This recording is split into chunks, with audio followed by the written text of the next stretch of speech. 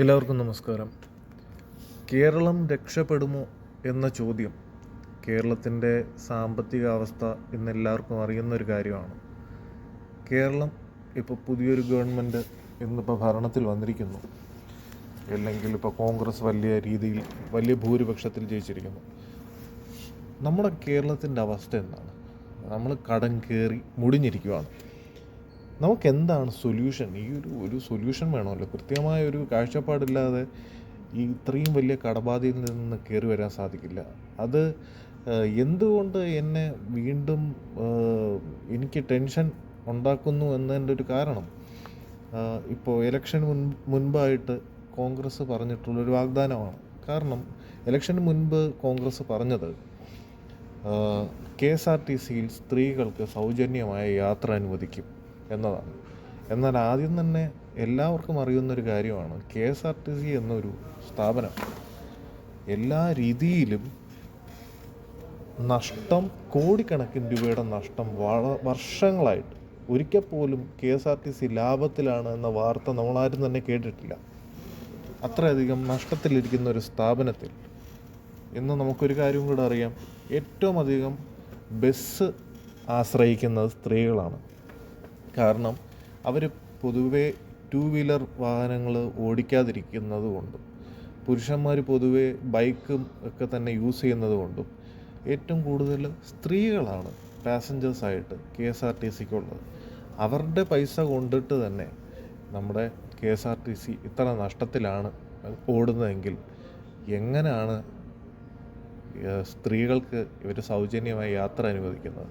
പിന്നെ എങ്ങനെയാണ് എവിടെ നിന്നാണ് KSRTCക്ക് വരുമാനം ഉണ്ടാകുക? KSRTCയിൽ ജോലി ചെയ്യുന്ന ധാരാളം സ്റ്റാഫുകളുണ്ട്. KSRTC ജോലി ചെയ്യുന്ന ആയിരക്കണക്കിന്, എത്ര കൃത്യമായിട്ട് പറയാൻ എനിക്കറിയില്ല, എന്നാലും ആയിരക്കണക്കിന് സ്റ്റാഫുകൾ, സ്ത്രീകളും പുരുഷന്മാരും ഒക്കെ തന്നെ വർഷങ്ങളായിട്ട് അവിടെ ജോലി ചെയ്യുന്നവർ ധാരാളമായിട്ടുണ്ട്. എത്തരത്തിലാണ് ഈ ഒരു പോളിസി അവരെ അഫക്റ്റ് ചെയ്യാൻ പോകുന്നത്? KSRTCയുടെ വരുമാനം താഴോട്ട് പോകും തോറും അവരുടെ ശമ്പളത്തിനെ അത് ബാധിക്കുന്നു, അവരുടെ കുടുംബജീവിതത്തിനെ ബാധിക്കുന്നു, അവരുടെ ലൈഫ് തന്നെ നാശമാകാനായിട്ട് ഉള്ള സാധ്യതയുണ്ട്. അപ്പോൾ പറയുന്ന ഒരു കാര്യമാണ്, അവർക്ക് ഈ KSRTCക്ക് അവർക്ക് ഫ്രീ ആയിട്ട് കൊടുക്കാനായിട്ട് നമുക്ക് ഓരോ മാർഗ്ഗങ്ങൾ കണ്ടുപിടിക്കണം എന്നത്. ഇവിടെയാണ് രണ്ടാമത്തെ പ്രശ്നം. കാരണം ഇപ്പോഴും ശങ്കരൻ തെങ്ങി തന്നെ എന്ന് പറയുന്നതിൻ്റെ തൊട്ട് പുതിയതായി ഒന്നും തന്നെ വിഷൻ ഇല്ല എന്ന് പറയുന്നൊരു സാഹചര്യം. ഒരുപാട് കാശുള്ള യൂസഫ് അലി ഒരു പ്രൈവറ്റ് ജെറ്റ് മേടിക്കുന്നതും, ഒരു മാസം കഷ്ടിച്ച് ഭക്ഷണം മേടിച്ച് കഴിക്കാനില്ലാത്ത ഒരാൾ ലോണിട്ടൊരു ഇപ്പോൾ നമ്മുടെ ചെറുപ്പക്കാരുടെ ഏറ്റവും താല്പര്യമുള്ള ബൈക്കായിട്ടുള്ള അല്ലെങ്കിൽ ഒരു KTM ഡ്യൂക്ക് മേടിക്കുന്നതും തമ്മിൽ വലിയ വ്യത്യാസമുണ്ട്. രണ്ടും തമ്മിൽ വലിയ വ്യത്യാസമുണ്ട്. ഒന്ന്, നിനക്ക് ഭക്ഷണത്തിന് പോലും വകയില്ല, നീ ഇത്രയും 2-3 ലക്ഷം രൂപയുടെ ഒരു ബൈക്ക് മേടിക്കുന്നു എന്ന് പറയുന്നതിൽ ഒരു ശരികേടുണ്ട്. ഈ ശരികേടാണ് ഇന്നിപ്പോൾ വീണ്ടും പുതിയതായി വന്ന കോൺഗ്രസ് സർക്കാരും പറഞ്ഞുകൊണ്ടിരിക്കുന്നത്. അതിലൊന്നും പുതിയതായിട്ടില്ല. ഞങ്ങൾ കാശ് കണ്ടെത്തും എന്ന് പറയുമ്പോൾ എവിടെ നിന്ന് കണ്ടെത്തും എന്നൊരു ചോദ്യം വളരെ പ്രാധാന്യമാണ്. കേരളത്തിൽ എന്തുണ്ട് എന്നൊരു ചോദ്യമാണ്. കേരളത്തിൽ നമുക്ക് എന്താണുള്ളത്? നിങ്ങൾക്ക് ആർക്കെങ്കിലും പറയാൻ പറ്റും? ഒരു സംസ്ഥാനത്തിൽ, ഒരു രാജ്യത്തിന് വരുമാനം ഉണ്ടാകണമെങ്കിൽ അവിടെ പൈസയുടെ മണി ഫ്ലോ എന്ന് പറഞ്ഞൊരു സാധനം ഉണ്ടാകണം, അല്ലേ? നമുക്കെല്ലാവർക്കും അറിയാമല്ലോ. നമ്മുടെ നാട്ടിൽ ഏറ്റവും പ്രധാനമായിട്ട് പൈസ കണ്ടെത്തുന്നത് മദ്യത്തിലൂടെയാണ്. ബിവറേജസ് കോർപ്പറേഷനിലൂടെ വിൽക്കുന്ന മദ്യമാണ് നമ്മുടെ നാടിൻ്റെ ഏറ്റവും വലിയൊരു മണി സോഴ്സ് എന്ന് പറയുന്നത്. എന്നാൽ നമ്മൾ പറയും, അയ്യോ മദ്യപിക്കരുത്, മദ്യപാനം ആരോഗ്യത്തിന് ഹാനികരമാണ്, അതാണ് ഇതാണെന്ന് പറഞ്ഞ് വലിയ കഥയൊക്കെ നമ്മൾ പറഞ്ഞിട്ട് നമ്മൾ ഏറ്റവും കൂടിയ വിലയ്ക്ക് തന്നെ ഈ മദ്യം റെക്കോർഡ് വേഗത്തിൽ വിറ്റ് തീർക്കുന്നുണ്ട്. നമുക്കെല്ലാവർക്കും അറിയാം. അൺഫോർച്ചുനേറ്റ്ലി, നിർഭാഗ്യവശാൽ ബിവറേജസ് കോർപ്പറേഷൻ എന്ന സ്ഥാപനം പോലും നഷ്ടത്തിലാണ് എന്ന മഹാത്ഭുതം. മനസ്സിലായില്ലേ? ഒരു പച്ചക്കറി മേടിച്ച് 10 രൂപയുടെ പച്ചക്കറി 20 രൂപയ്ക്ക് വിൽക്കുന്ന ഒരു സാധാരണ ഒരു വ്യക്തിക്ക് പോലും മനസ്സിലാകാൻ പറ്റാത്ത ഒരു കാര്യമാണ് പറയുന്നത്. ഇത്രയധികം ആൾക്കാർ കേരളത്തിൽ മദ്യപിക്കുന്നുണ്ട്, ഇത്രയധികം സെയിൽസ് ഓരോ ദിവസവും നടക്കുന്നുണ്ട്, റെക്കോർഡ് കളക്ഷൻ നടക്കുന്ന ഒരു സ്ഥാപനമായ ബിവറേജസ് കോർപ്പറേഷൻ നഷ്ടത്തിലാണെന്ന് പറയുമ്പോൾ ഇവർക്ക് മറ്റെന്താണ് ഇനി ലാഭത്തിലാക്കാൻ സാധിക്കുക? പിന്നൊരു കാര്യം, രണ്ടാമത് ചെയ്യുന്നത് ലോട്ടറി എന്നൊരു കച്ചവടമാണ്. നമുക്കെല്ലാവർക്കും അറിയാവുന്ന കാര്യമാണ്. ഒരുത്തൻ്റെ ഗതികേടാണ് ഒരു മനുഷ്യൻ ലോട്ടറി എടുക്കുന്നത്. ഒരു ലോട്ടറി അടിച്ചെങ്കിലും ഞാൻ രക്ഷപ്പെടട്ടെ ദൈവമേ എന്ന് പ്രാർത്ഥിച്ച് ലോട്ടറി എടുക്കുന്നു. ഈ ലോട്ടറി വരുമാനം കൊണ്ട് മുന്നോട്ട് പോകാം എന്നുള്ളൊരു കാഴ്ചപ്പാട്. നമ്മൾ പലപ്പോഴും മണി ചെയിൻ ബിസിനസ് തട്ടിപ്പ് എന്നൊക്കെ നമ്മൾ കേട്ടിട്ടുണ്ടല്ലോ. ഞാൻ ഒരാളെ ചേർക്കുന്നു, ഞാൻ ചേർത്ത ആൾ 2 പേരെ വീണ്ടും ചേർക്കുന്നു, അവർ പിന്നെ ഒരു 4 പേരെ ചേർക്കുന്നു എന്ന് പറയുന്ന ഈ മണി ചെയിനെ കുറിച്ച് നമ്മളെല്ലാവരും കേട്ടിട്ടുണ്ട്. അതിൻ്റെ തട്ടിപ്പ് നമുക്കെല്ലാവർക്കും അറിയാം. അതേ തട്ടിപ്പ് തന്നെയല്ലേ ഒരു സർക്കാർ സ്വന്തമായിട്ട് ലോട്ടറി കച്ചവടം ചെയ്യുന്നത്? പിന്നെന്താണ്? ഇനി ഇതൊന്നും രക്ഷയില്ലാതെ ഈ നാട്ടിൽ നിന്ന് കഴിഞ്ഞാൽ ഒരു രക്ഷയും ഇല്ല എന്ന് തിരിച്ചറിവ് കാരണം ആൾക്കാർ നാട് വിട്ട് പുറത്തോട്ട് പോകുന്നു. ഗൾഫിൽ പോയി ചൂടും കൊണ്ട് ഈ പറഞ്ഞ പൊടിക്കാറ്റും അടിച്ച് വീട്ടുകാരെയും നാട്ടുകാരെയും ഭാര്യയും മക്കളെയും മാതാപിതാക്കളെയും ഒക്കെ ഒറ്റയ്ക്കാക്കി അവൻ ജനിച്ച സ്ഥലവും അവൻ്റെ നാട്ടുകാരെയും അവൻ്റെ എല്ലാം വിട്ടിട്ട് അവൻ വളരെ തുച്ഛമായ പൈസയ്ക്ക് ജോലി ചെയ്യാനായിട്ട് വിദേശ രാജ്യങ്ങളിലോട്ട് പോകുന്നു, GCCയിലോട്ട് പോകുന്നു, യൂറോപ്പിലോട്ട് പോകുന്നു.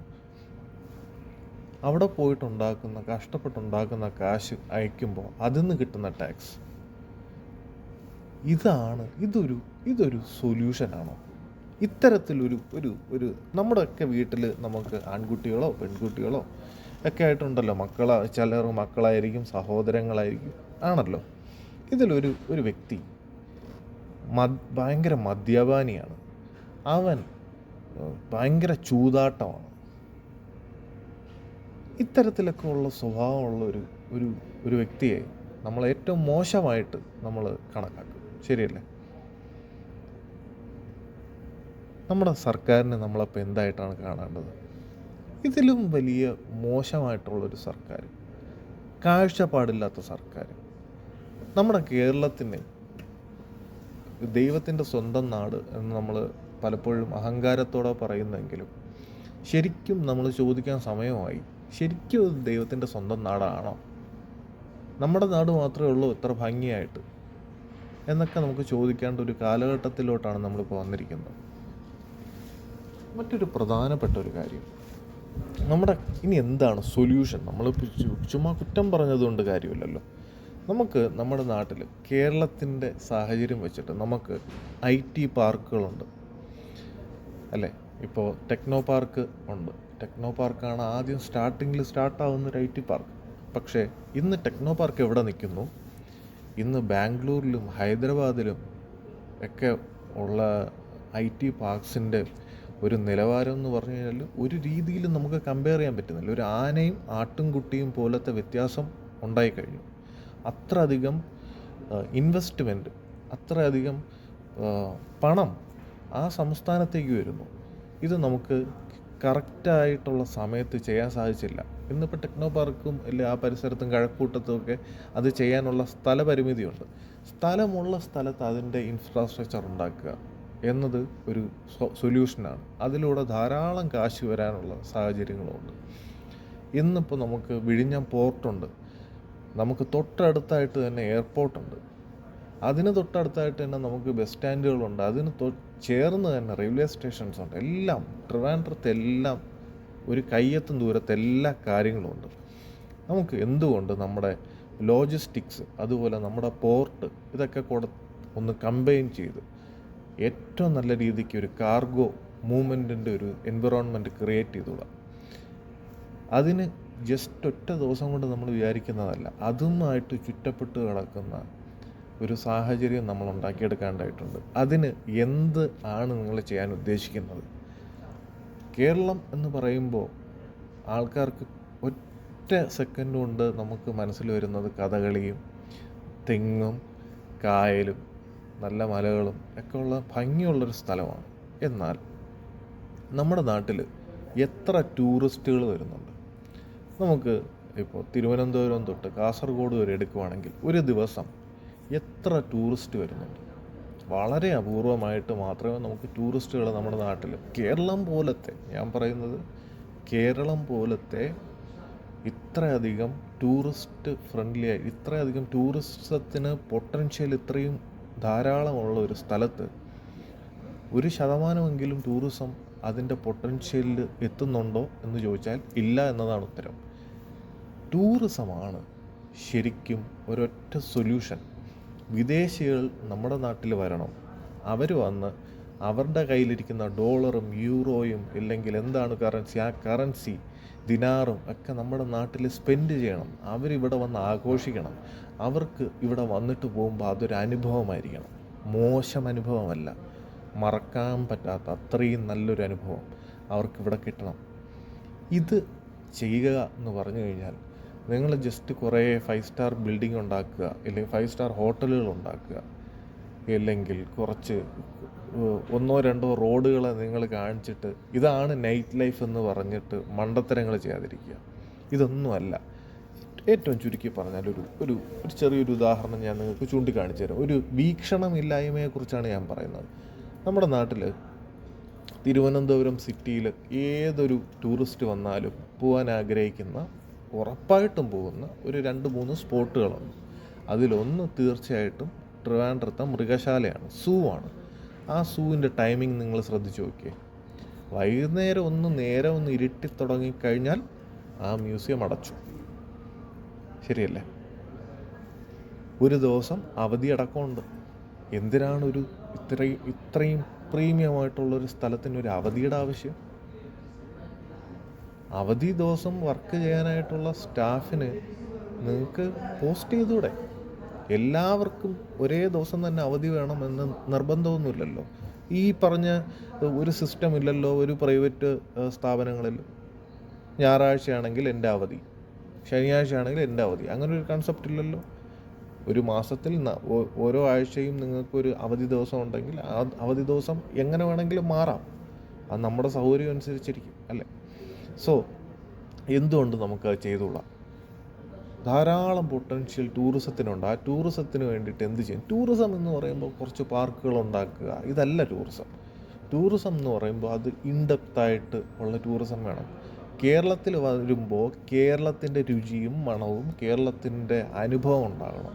ഇല്ലാതെ നമ്മൾ കേരളത്തിൽ വരുന്നൊരു വ്യക്തിക്ക് കുഴിമന്തി കൊടുത്തിട്ട് കാര്യമുണ്ടോ? കുഴിമന്തി ഇനി എത്ര നല്ല കുഴിമന്തി കൊടുക്കാം എന്ന് പറഞ്ഞാലും അത് അതിൻ്റെ യഥാർത്ഥ സ്ഥലത്ത് പോയി കഴിക്കുന്നതിൻ്റെ സുഖമോ അതിൻ്റെ ഒതൻറ്റിസിറ്റിയോ ഉണ്ടാവില്ല എന്നത് എല്ലാവർക്കും അറിയാം. മാത്രമല്ല, ഈ പറഞ്ഞ വ്യക്തികളൊക്കെ തന്നെ, ഈ ടൂറിസ്റ്റുകളൊക്കെ തന്നെ ഈ പറഞ്ഞ സ്ഥലങ്ങളിലൊക്കെ പോയതിനു ശേഷമായിരിക്കും നമ്മുടെ നാട്ടിൽ വരുന്നത്. കേരളത്തിൽ നമ്മൾ ഉണ്ടാക്കി കൊടുക്കുന്ന നമ്മുടെ തനതായ ഭക്ഷണ വിഭവം അമേരിക്കയിലോ UK ഇല്ലെങ്കിൽ ഇന്നിപ്പോൾ ഏത് സ്ഥലങ്ങളിലൊക്കെ ഉണ്ടോ അവിടെയൊക്കെ കിട്ടും. ആ സ്ഥലത്ത് പോയിട്ട് കഴിക്കുമ്പോൾ നമ്മുടെ കേരളത്തിൽ നമ്മുടെ വാഴയിലയിൽ നമ്മൾ കൊടുക്കുന്ന ഭക്ഷണത്തിന് അതിന് തുല്യം ചെയ്തു കഴിഞ്ഞാൽ ഇനി എത്ര നല്ല മിഷലിൻ സ്റ്റാർ ഹോട്ടലാണെന്ന് പറഞ്ഞാലും നമ്മുടെ അത്രയും ഒരു സുഖം അതിൽ കിട്ടില്ല എന്നതുപോലെ തന്നെയാണ് തിരിച്ചും. അപ്പോൾ നമ്മുടെ സംസ്കാരത്തിൽ എന്തായിരുന്നു നമ്മുടെ ഭക്ഷണ സംസ്കാരം എന്ന് പറഞ്ഞാൽ വളരെ വൈവിധ്യപരമായിട്ടുള്ള സംസ്കാരമുണ്ട്, അല്ലേ? കോഴിക്കോട്, മലപ്പുറം, കാസർഗോഡ്, കൊല്ലം, തിരുവനന്തപുരം, നിങ്ങൾ ഓരോ ജില്ലകളോട്, തൃശ്ശൂർ, ഓരോ ജില്ലയിലെടുക്കുമ്പോഴും ഓരോ ഭക്ഷണ സംസ്കാരമാണ്, ഓരോ ടേസ്റ്റാണ്. ഉപയോഗിക്കുന്ന പച്ചക്കറികളിലടക്കം വ്യത്യാസമുണ്ട്. ഇതെന്തുകൊണ്ട് നമുക്ക് ടൂറിസം എന്ന് പറഞ്ഞ് വളരെ വലിയ രീതിക്ക് എന്തുകൊണ്ട് നമുക്കതിനെ ബൂം ചെയ്തെടുത്തുകൂടാ? എന്തുകൊണ്ട് നമ്മുടെ സ്കൂൾ കുട്ടികൾ ഇതിനൊരു പാർട്ടായിക്കൂടാ? ഇതൊരു സൊല്യൂഷൻ മാത്രമാണ്. കേരളം ഇനി എന്നെങ്കിലും ഇന്ന് രക്ഷപ്പെടണം എന്നുണ്ടെങ്കിൽ അതിൻ്റെ ഒരു ഓപ്ഷൻ ഇത് മാത്രമാണ്. രണ്ടാമത്തായിട്ടൊരു കാര്യം ഞാൻ വിചാരിക്കുന്നത് റിന്യൂവബിൾ എനർജിയെക്കുറിച്ചാണ്. നമ്മുടെ നാട്ടിൽ എനർജി കൺസപ്ഷൻ എന്ന് പറഞ്ഞത് ദിവസം കൂടിക്കൂടി വരുവാണ്. നമ്മുടെ നാട്ടിലെ പോപ്പുലേഷൻ്റെ ഒരു സെൻസസ് ഒക്കെ എടുത്തിട്ട് വർഷങ്ങളായി. അന്നത്തെ പോപ്പുലേഷൻ അല്ല ഇന്ന് നിലനിൽക്കുന്ന ഒരു പോപ്പുലേഷൻ. സോ നമുക്ക് എല്ലാത്തിനും ഷോർട്ടേജാണ്. കറണ്ടിന് ഷോർട്ടേജാണ്, ഫ്യൂവലിന് ഷോർട്ടേജാണ്, എല്ലാത്തിനും ഷോർട്ടേജാണ്. നമുക്ക് എന്തുകൊണ്ട് സോളാറിലോട്ട് മാറിക്കൂടാ? എല്ലാ സിസ്റ്റംസും ഇപ്പം നമ്മുടെ ഗവൺമെൻറ്റൊക്കെ തന്നെ ഏറ്റവും കൂടുതൽ സ്പെൻഡ് ചെയ്യാനായിട്ട് ശ്രമിക്കുന്നത് എല്ലാം ഫ്രീ ആയിട്ട് കൊടുക്കുക. അപ്പോൾ ഏത് ഗവൺമെൻറ്റാണോ കാര്യങ്ങൾ ഫ്രീ ആയിട്ട് ചെയ്യുന്നത്, ഇപ്പോൾ ബസ്സിൻ്റെ ടിക്കറ്റ് ഫ്രീ, നിങ്ങൾക്ക് ഇലക്ട്രിസിറ്റി ഫ്രീ, വെള്ളം ഫ്രീ, എല്ലാം ഫ്രീ എന്ന് പറയുമ്പോൾ ജനങ്ങളെ നിങ്ങൾ ഒരു രീതിയിൽ ഡ്രഗ് ചെയ്യുന്നത് പോലെയാണ്. നിങ്ങൾ ഒന്നും തന്നെ ആർക്കും ഫ്രീ ആയിട്ട് കൊടുക്കണ്ട. ഓരോ ജനങ്ങൾക്കും അവൻ്റെ കയ്യിൽ സമ്പത്ത് വരുന്ന രീതിയിലുള്ള കാര്യങ്ങൾ ചെയ്യുക. ഇപ്പോൾ നമുക്കെല്ലാവർക്കും അറിയാമല്ലോ, നമ്മുടെ കയ്യിൽ ലക്ഷക്കണക്കിന് രൂപ ഉണ്ട് എന്നുണ്ടെങ്കിൽ എന്താ ഒരു ബസ് ടിക്കറ്റ് നിങ്ങൾക്ക് ഫ്രീ ആയിട്ട് കൊടുക്കേണ്ട കാര്യമില്ല. നിങ്ങൾ ഫ്രീ ആയിട്ട് ബസ് ടിക്കറ്റ് അല്ല കൊടുക്കേണ്ടത്, ഫ്രീ ആയിട്ട് എന്തെങ്കിലും കൊടുക്കുക. ആ കൊടുക്കുന്ന കാര്യം വെച്ചിട്ട് ആ കിട്ടിയ ആൾക്ക് സമ്പത്തുണ്ടാക്കാനുള്ള ഒരു സാഹചര്യം ഉണ്ടാക്കുക. ക്യാപിറ്റൽ റേസ് ചെയ്യാനായിട്ട് എന്ത് ചെയ്യാൻ പറ്റും? നമ്മുടെ നാട്ടിൽ ധാരാളം സ്ത്രീകളുണ്ട്, നമുക്കെല്ലാവർക്കും അറിയാം. വളരെ കഴിവുള്ള, വിദ്യാഭ്യാസമുള്ള, വളരെ സ്കിൽഡായിട്ടുള്ള സ്ത്രീകളുണ്ട്. പക്ഷെ അവർക്കൊന്നും ചെയ്യാനായിട്ട് സാധിക്കാത്തതിൻ്റെ മെയിൻ കാരണം ക്യാപിറ്റൽ എന്ന് പറഞ്ഞ സാധനം അവർക്ക് എന്തൊരു കാര്യം ചെയ്യാനായിട്ടുള്ള മുതൽ മുടക്കാനുള്ള കാശ് അവരുടെ ഇല്ല. അവർക്ക് ഒരു ചെറുകിട ബിസിനസ് തുടങ്ങി അത് വലിയ ബിസിനസ്സാക്കാൻ, അത് ഗ്ലോബൽ ലെവലിലെ ബിസിനസ്സാക്കാനായിട്ട് നമുക്ക് എങ്ങനെ സാധിക്കും? നമ്മുടെ നാട്ടിൽ തന്നെ എത്രയോ കഴിവുള്ള ചെറുപ്പക്കാർ, ലക്ഷക്കണക്കിന് ചെറുപ്പക്കാരുണ്ട്. ഈ ചെറുപ്പക്കാരിൽ നമുക്ക് ബിസിനസ് ഓറിയൻറ്റഡായിട്ട് നമുക്ക് മുന്നോട്ട്, ഇല്ലെങ്കിൽ കോടിക്കണക്കിന് രൂപയുടെ വരുമാനം ഉണ്ടാക്കാൻ പറ്റുന്ന ഒരു ബിസിനസ് ഐഡിയ ഉള്ള ധാരാളം ആൾക്കാരുണ്ട്. അവരെ നിങ്ങളൊന്ന് സംഘടിപ്പിച്ച് അവർക്ക് എന്താണ് വേണ്ടത്, നിങ്ങളുടെ ബിസിനസ് സ്റ്റാർട്ട് ചെയ്യാൻ ഞങ്ങൾ എന്ത് ചെയ്തു തരണം, ഒരു സർക്കാരായിട്ടുള്ള ഞങ്ങൾ എന്ത് ചെയ്തു തരണം, നിങ്ങൾക്ക് എന്ത് വേണമെങ്കിലും സഹകരിക്കുക, എന്ത് സഹകരണം വേണമെങ്കിലും ഞങ്ങൾ ചെയ്തു തരാം, ഞങ്ങൾ ഫെസിലിറ്റേറ്റ് ചെയ്യാം എന്ന രീതിക്ക് നിങ്ങൾ അവരുടെ കൂടെ നിൽക്കുക. അവർ ചെയ്തോളും, അവർ ഇതിനെ ബൂം ചെയ്തോളും. ഓരോ സ്ഥാപനവും ആയിരക്കണക്കിന് എംപ്ലോയ്മെൻറ്റ് കൊടുക്കും. അതുപോലെ 1000 യുവാക്കൾ വരട്ടെ. നമ്മുടെ കേരളത്തിൻ്റെ സകല പ്രശ്നങ്ങളും ഈ പറഞ്ഞ 1000 യുവാക്കൾ മാത്രം തീർക്കും. പ്ലസ് നിങ്ങൾ കൃത്യമായി ടൂറിസ്റ്റുകളെ നമ്മുടെ നാട്ടിലോട്ട് കൊണ്ടുവരിക. ആ ടൂറിസം കൊണ്ട് മാത്രം ജനങ്ങളുടെ ജീവിതം വളരെ രസകരമായിട്ട് മാറും. ഇഷ്ടം പോലെ കാശ് വരും. ഓരോ കടപ്പുറത്തെയും ഓരോ കുടിൽ വീട്ടിലും ഓരോ സായിപ്പും ഓരോ മദാമയും അവരുടെ കുട്ടികളുമായി വന്ന് താമസിച്ച് പോകുമ്പോൾ ആയിരക്കണക്കിന് ഡോളർ കൊടുത്തിട്ട് പോകും. ഇന്ന് കഷ്ടപ്പെട്ട് വെയിലും കൊണ്ട് കഷ്ടപ്പെട്ട് കടലിനെയും പേടിച്ച് ജീവിക്കുന്ന, ഇനി എപ്പോഴാണോ കടലടിച്ച് അകത്ത് കയറുന്നതെന്ന് പറഞ്ഞ് പേടിച്ചിരിക്കുന്നവരുടെയൊക്കെ ജീവിതം ഒരൊറ്റ രാത്രി കൊണ്ട് മറിയും. നമുക്ക് ഫുഡ് പ്രോസസ്സിംഗ് എന്ന് പറഞ്ഞൊരു കാര്യത്തിനെക്കുറിച്ച് യാതൊരു ധാരണയുമില്ല. നമ്മുടെ ഇന്നും വളരെ വർഷം മുന്നെയാണ് ഇപ്പോഴും നിൽക്കുന്നത്.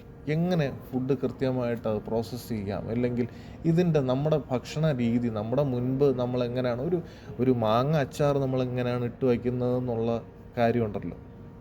ഉപ്പ് ഇട്ട് വയ്ക്കുന്നു, ഇല്ലെങ്കിൽ അതിൽ മുളക് ഇട്ട് വയ്ക്കുന്നു, അതൊരു ഭരണിയിൽ ഇട്ട് വയ്ക്കുന്നു. ഇതൊന്നും തന്നെ ഇത് ജസ്റ്റ് പണ്ടത്തെ പഴയ ആൾക്കാർ ചെയ്തു എന്നതിലുപരി ഇതിലൊക്കെ തന്നെ ഒരു സയൻസ് ഉണ്ട്, ഇതിലൊക്കെ തന്നെ നമ്മുടെ കൾച്ചർ അടങ്ങിയിട്ടുണ്ട്. ഇതൊക്കെ തന്നെ നമുക്ക് നമ്മുടെ ടൂറിസവുമായിട്ട് കോർപ്പറേറ്റ് ചെയ്ത് കൊണ്ടുപോകാം. കാരണം ഒരു സായിപ്പ് അല്ലെങ്കിൽ ഒരു മദാമ ഇതൊന്നും കണ്ടിട്ടില്ല, ഒരു വിദേശി ഇതൊന്നും എക്സ്പീരിയൻസ് ചെയ്തിട്ടില്ല. അവർക്ക് നമ്മുടെ ചുറ്റും കാണുന്ന ഓരോ കാര്യങ്ങളും നമുക്ക് സാധ്യതകളാണ്. ഈ സാധ്യത നമ്മൾ ചെയ്യണം. ഏറ്റവും അവസാനം എന്നല്ല പറയുന്നത്, ഏറ്റവും ആദ്യവും ഏറ്റവും പ്രാധാന്യമുള്ള കാര്യം മെഡിക്കൽ ടൂറിസമാണ്. ഏറ്റവും അധികം ലോകത്ത് ഇന്ന് നമുക്ക് യൂറോപ്പ് എടുക്കുക, നമ്മൾ അമേരിക്ക എടുക്കുക, ഇല്ലെങ്കിൽ എല്ലാവരും തന്നെ ഏറ്റവും കൂടുതൽ ബുദ്ധിമുട്ടുന്നത് മെഡിക്കൽ ഇഷ്യൂസ് കാരണമാണ്. ഇന്നിപ്പോൾ യൂറോപ്പിൽ ജീവിക്കുന്ന ഒരു വ്യക്തിക്ക് ആ ആശുപത്രിയിൽ ഒരു അസുഖം വന്നു, ഒരു പനി വന്നു, ഇല്ലെങ്കിൽ എന്തോ ഒരു ശാരീരികമായിട്ടുള്ള ബുദ്ധിമുട്ട്, വയറുവേദന, കൈവേദന, എന്തോ ആയിക്കോട്ടെ, ഇന്ന് എനിക്ക് ആശുപത്രിയിൽ ഇപ്പോൾ ഡോക്ടറിനെ കാണിക്കാൻ പറ്റുമോ എന്ന് ചോദിച്ചാൽ കാണിക്കാൻ പറ്റത്തില്ല. കാരണം നിങ്ങൾക്ക് എന്നാണോ അപ്പോയിൻമെൻറ്റ് കിട്ടുന്നത്, അപ്പോയിൻമെൻറ്റ് കിട്ടിയതിന് ശേഷം മാത്രമേ നിങ്ങൾക്ക് പോകാൻ പറ്റൂ. നമ്മുടെ നാട് അക്കാര്യത്തിൽ സ്വർഗം തന്നെയാണ്. ഇനിയിപ്പോൾ പല പല കുറ്റങ്ങളും പറഞ്ഞാലും, ഇല്ലെങ്കിൽ വയറ്റിനകത്ത് കത്രിക കിട്ടിയെന്നൊക്കെ പറയുന്ന ഒറ്റപ്പെട്ട കുറേ സംഭവങ്ങളുണ്ടെങ്കിൽ പോലും ബാക്കി എല്ലാ രീതിയിലും നമ്മുടെ നാട് സ്വർഗം തന്നെയാണ്. കാരണം നമുക്ക് അസുഖമുണ്ടെങ്കിൽ നമുക്ക് 24 മണിക്കൂറും നമുക്ക് ഡോക്ടർ അവൈലബിൾ ആണ്, 24 മണിക്കൂറും നമുക്ക് ഹോസ്പിറ്റൽ അവൈലബിൾ ആണ്. നമ്മുടെ കഴുത്തങ്ങ് അറുക്കുന്ന രീതിക്കുള്ള കൊള്ള റേറ്റും ഈവൻ പ്രൈവറ്റ് ഹോസ്പിറ്റലിൽ പോലും അത് വെച്ച് കമ്പയർ ചെയ്യുമ്പോൾ ഇല്ല എന്നുള്ളതാണ്. എനിക്ക് വളരെ പേഴ്സണലായിട്ട് അറിയാവുന്നുള്ളൊരു കാര്യം, ഒരു ഗർഭിണിയായ എൻ്റെ ഒരു സുഹൃത്ത് യൂറോപ്പിലാണ്. ഒരു 7 മാസമൊക്കെ ആവുന്ന സമയത്ത് ഹോസ്പിറ്റലിൽ ഇങ്ങനെ ഒരു ബുദ്ധിമുട്ട് വന്നിട്ട് പോകുന്നു. ഞാൻ പറയുന്നത്, ഒരു ഗർഭിണി ഒരു 7 മാസമൊക്കെ ആയപ്പോൾ ശാരീരികമായ ബുദ്ധിമുട്ട് വന്നിട്ട് ഹോസ്പിറ്റലിൽ പോകുന്ന സമയത്ത് അവരൊരു അപ്പോയിൻമെൻറ്റ് കൊടുക്കുന്നു 6-7 മാസത്തിന് ശേഷം. രണ്ടാമത്തെ അപ്പോയിൻമെൻറ്റിന് പോയില്ല എന്നുണ്ടെങ്കിൽ അവർക്ക് ഫൈന് കിട്ടും. അവർ പോകുന്ന സമയത്ത് ഭാഗ്യവശാൽ നല്ല സമയം, ദൈവം രക്ഷിച്ചു എന്ന് പറയാം, അവർ സ്വന്തം കുഞ്ഞുമായിട്ടാണ് ഹോസ്പിറ്റലിൽ പോകുന്നത്. ആ പോകുന്ന സമയത്ത് ആ സ്ത്രീക്ക് ഒരു കുഴപ്പമില്ല. ഇത്തരം പ്രശ്നങ്ങളൊന്നും നമ്മുടെ നാട്ടിലില്ല. നമുക്ക് അലോപ്പതി ആവട്ടെ, ആയുർവേദമാവട്ടെ, എന്ത് തരത്തിലുള്ള ട്രീറ്റ്മെൻറ്റിനും നല്ല കഴിവുള്ള ഡോക്ടേഴ്സുണ്ട്, നല്ല ഇൻഫ്രാസ്ട്രക്ചർ. നമുക്ക് ഇപ്പോൾ ഉള്ളത് തരക്കേടില്ലാത്ത ഇൻഫ്രാസ്ട്രക്ചറാണ്. അതിനെ ഒന്നുകൂടി നന്നാക്കി ലോക നിലവാരത്തിലേക്കാക്കുക. നമ്മുടെ കഴുത്തറുപ്പൻ റേറ്റല്ല. അതുകൊണ്ട് തന്നെ ലോകത്തെ തന്നെ എല്ലാ നാട്ടുകാർക്കും നമ്മളെ നാട്ടിലോട്ട് വന്ന് അവരുടെ ട്രീറ്റ്മെൻറ്റ് ചെയ്യാനുള്ളൊരു സാഹചര്യം, അവർ ട്രീറ്റ്മെൻറ്റ് ചെയ്യും, അവർ ഈ നാട്ടിൽ കുറേ ദിവസം നിൽക്കും, അവരിവിടെ സ്പെൻഡ് ചെയ്യും. അത് തന്നെ ഒരു ടൂറിസത്തിൻ്റെ, നമ്മുടെ നാട്ടിലെ ഒരു വരുമാനത്തിലേക്ക് വലിയ രീതിക്ക് ഒരു ഉതകുന്നൊരു കാര്യമാണ്. സോ ഇത്തരത്തിലുള്ള എങ്ങനെയാണ് നമ്മുടെ നാട്ടിലേക്ക് സമ്പത്ത് കൊണ്ടുവരിക എന്ന ഒരു കാര്യത്തിലേക്ക് നമ്മുടെ പുതിയ ഗവൺമെൻറ്, ഇനി വരുന്ന ഗവൺമെൻറ്റും കൂടെ ഒന്ന് ചിന്തിച്ച് ശരിയായ ഒരു കാഴ്ചപ്പാടോടൊത്ത് പോയി കഴിഞ്ഞാൽ നമ്മുടെ കേരളം രക്ഷപ്പെടാനുള്ള സാധ്യതയുണ്ട്. ഇല്ല എന്നുണ്ടെങ്കിൽ നമ്മുടെ ഇടത്തേക്കാലിലെ മന്ത് മാറി വലത്തേക്കാലിലായി എന്ന് മാത്രം വിഷമത്തോടെ പറയേണ്ടി വയ്ക്കും. അങ്ങനെ പറയാൻ ഉള്ള സാഹചര്യം ഉണ്ടാകാതിരിക്കട്ടെ എന്ന പ്രാർത്ഥനയോടെ നിങ്ങൾക്ക് എല്ലാ ആശംസകളും നേരുന്നു. എല്ലാവർക്കും നമസ്കാരം. എല്ലാവരും ഒന്ന് സബ്സ്ക്രൈബ് ചെയ്ത് ഒന്ന് സഹകരിക്കണേ. Thank you.